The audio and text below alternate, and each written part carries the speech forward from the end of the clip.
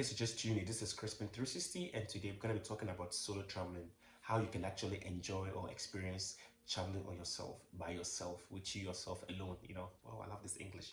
By yourself, with yourself alone. I created my own English. You guys, you really have to put this into the Oxford Dictionary because I actually made my own English.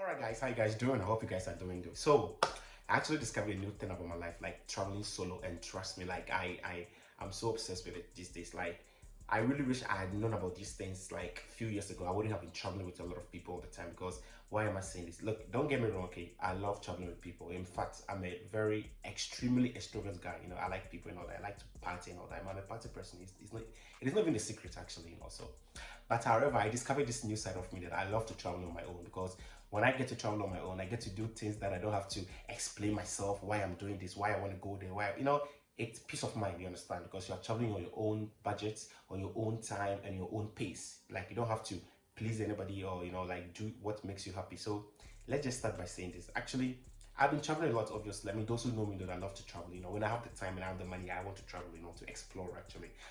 I am not a museum kind of guy. I don't like to go to a museum. I just want to go to a city, just explore city life. That's me. The way they have the bars, the restaurant, the good food. That is me. It's more like a je ne sais quoi. So I recently went to Italy, and then that was actually my first time traveling on a solo trip. I mean, I've been traveling alone, but not like trip. This one was like a whole trip for me. So this is it.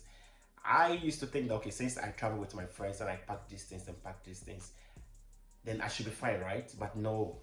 I mean, when I met a lot of people on my trip, I mean, on my way to my, my destinations, I realized that there was a lot of things that I didn't know and I didn't have. So in today's video, we're going to be talking about some of the things that I wish I knew before I actually started on my first solo trip. Okay, now the first one is, I mean, I don't know where you're watching me from. It could be in Europe or something, but most of the traveling, unless you're from a smaller city, because most of the big cities like in Belgium, for example, in Brussels, you can't get most of the cheap flights like flying from Brussels airport or like the Zaventem. You have to like take a shuttle, and the shuttle is like an hour drive. So you have to go from Brussels to Charleroi to fly from there.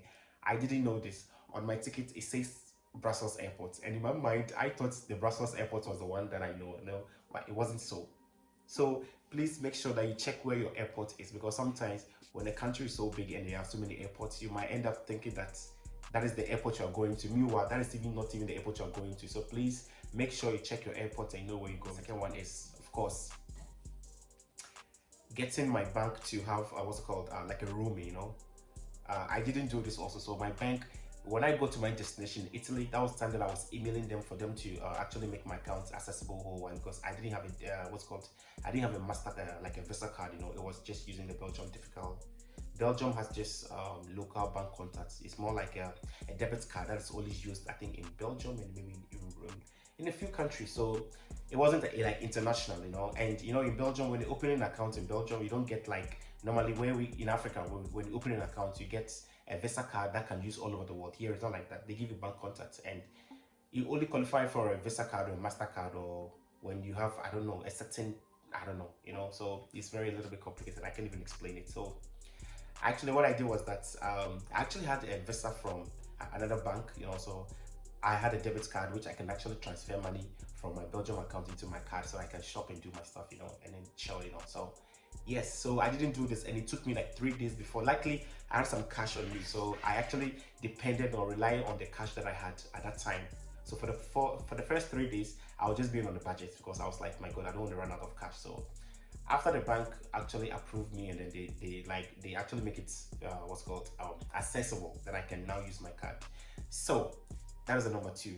Number 3, I forgot to go to my telco, my telecommunications or my service provider, to actually make my card or my call, my calling credits and roaming, because I didn't know these things. I thought I was going to buy a SIM card there, and it didn't work like that. So without the internet on my phone, I can use the map, right? Because these days everybody uses a smartphone.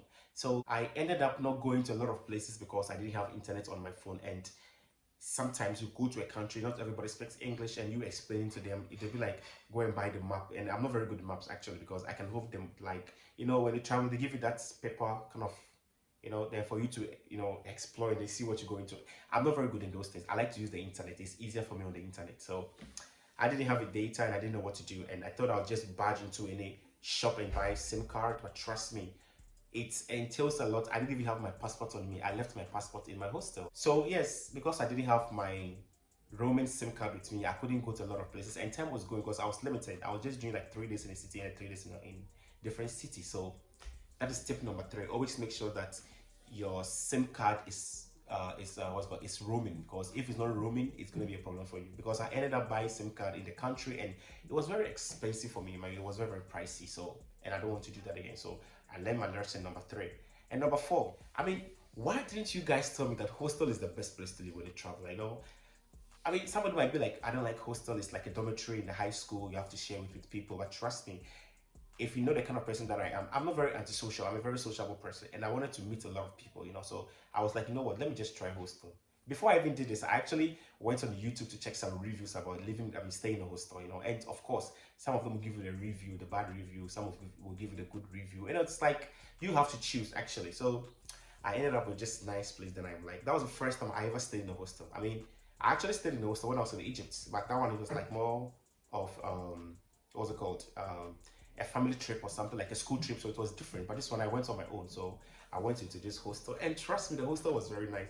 If you watch my Milan vlog, I'm sorry, if you watch my Venice vlog, you see that hostel was like, was in Italy. It was very good in Venice, and I love that hostel so much. And I told myself that anytime I go to Venice, I would like to stay in the same hostel again. And trust me, I had so many people to meet. Like I had Brazilians, Mexicans, from China, Japan, like all over the world. Everybody was there, and they were all very young, vibrant people that can just play poker, cardboard, chessboard. It was nice. It was like a family in a house, and you don't get this in a hotel, because when you live in a hotel, everybody's in their room. They just go out to eat or have to poo, and everybody's just like very reserved, But in a hostel, you can actually approach anybody and just talk to them. Even watch a cinema together or just do something, a game, So that's number 4. If you are traveling alone, I would suggest or I recommend that you stay in a hostel. It's cheaper, and also it's better, especially if you're a very sociable person. If you want to meet also other solo travelers. Okay, so I went for that, and it was so good, and that was it.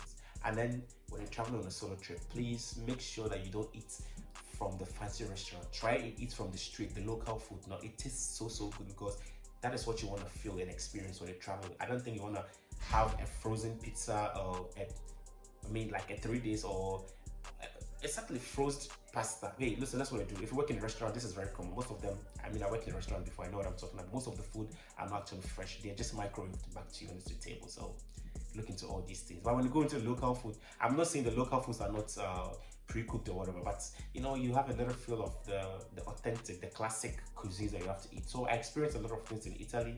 By the way, Italy was one of my wish lists. I always wanted to go to Italy. It was like one of my dream countries to go to, and actually fulfilled my dream, which I'm very, very happy about it. And I didn't just stay in one place. I went to Rome, I went to Venice, I went to Florence, I went to Milan. Can you imagine? I went to all the big cities. Next time I go to Italy again, I want to just stay in the south side to experience the beach. The beach side. Wait, did I say the beach or the beach?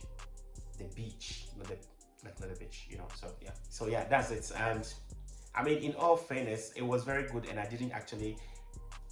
Traveling alone is not that bad. People make it look like, oh, you're going to be very bored. Of course, if you're a very bubbly person like me, you like to talk to people, you're very approachable, you're not gonna get bored with you. And I don't think I'm going back again, because I love traveling solo, and it was very good because I got to do a lot of things that I wanted to do. I didn't have any time or pace. I didn't have a curfew actually. I did what I wanted to do. So it's something I will do again. I will do and overdo again, So trust me, if you guys are planning to go on a first solo trip, please do. And the last one that I will suggest or I will recommend to you is that when you are packing your stuff to leave, please do not forget your essentials. They are very, very important. I'm talking about your toothpaste, your brush, your socks, your towels. Because at a point I went to a beach, like a pool or beach, and I didn't have a towel.